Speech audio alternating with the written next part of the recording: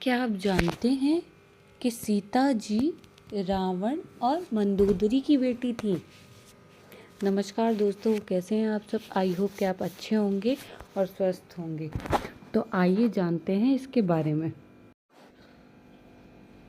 मान्यता है कि बिहार स्थित सीमड़ी का पुनौरा गांव वह स्थान है जहां राजा जनक ने हल चलाया था। हल चलाते समय हल एक धातु से टकराकर अटक गया। जब जनक ने उस स्थान की खुदाई का आदेश दिया, कहा जाता है कि उस स्थान पर एक कलश निकला जिसमें एक सुंदर सी कन्या थी। चूंकि राजा जनक निसंतान थे, उन्होंने कन्या को ईश्वर की कृपा मानकर पुत्री बना लिया। हल का फल जिसे सीता कहते हैं, इसे टकराने के कारण कलश से कन्या प्रकट हुई थी, इसलिए कन्या का नाम सीता रख गया। इस घटना से इतना तो पता चलता है, माँ सीता राजा जनक की अपनी पुत्री नहीं है।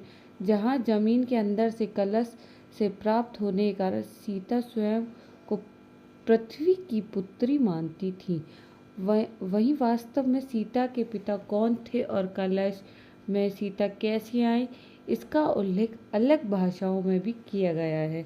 तो आइए वह भी रावण कहता है कि जब वह अपनी पुत्री के प्राण की इच्छा करूं, तब वह मेरी मृत्यु का कारण बने।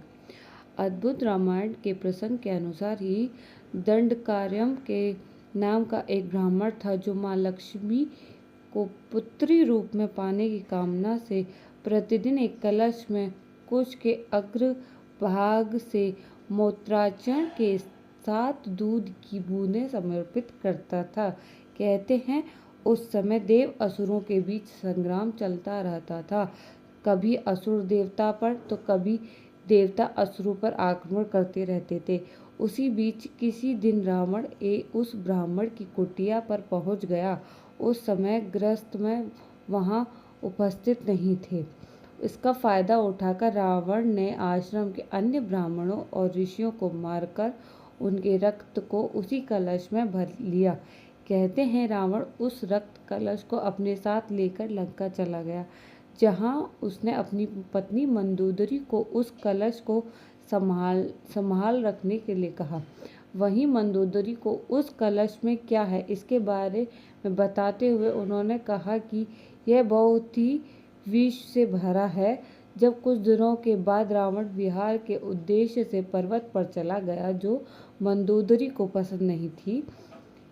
कहते हैं उनकी उपेक्षा से खिन्न मंदोदरी ने मृत्यु को वरण करने के उद्देश्य से कलश में रखा पदार्थ पी लिया। वही देवी लक्ष्मी को पुत्री के रूप में प्राप्त के लिए मनोचरित दूध का ऐसा प्रभाव पड़ा कि मंदोदरी गर्भवती हो गई। मंदोदरी ने सोचा कि जब मेरे पति मेरे पास नहीं है, ऐसे जब उन्हें बात का पता चलेगा तो वे क्या सोचेंगे। यह सब सोचते हुए मंदोदरी तीर्थ यात्रा के बहाने कुरुक्षेत्र चली गई। कहा जाता है कि वहीं पर उन्होंने गर्भ को निकालकर भ्रूण को एक घड़े में रखकर भूमि में दफन कर दिया और सरस्वती नदी में स्नान कर वह वापस लंका लौट गई। कहते हैं कि कालांतर में इसी भ्रूण से सीता का जन्म हुआ। मान्यता है कि वह घड़ा हल चलाते वक्त मिथिला के राजा जनक को मिला, जिससे सीता जी प्रकट हुई थी। धन्यवाद दोस्तों। अगर आपको मेरी ये वीडियो पसंद आई हो तो प्लीज़ लाइक, शेयर और सब्सक्राइब करना बिल्कुल भी मत भूलिएगा। धन्यवाद।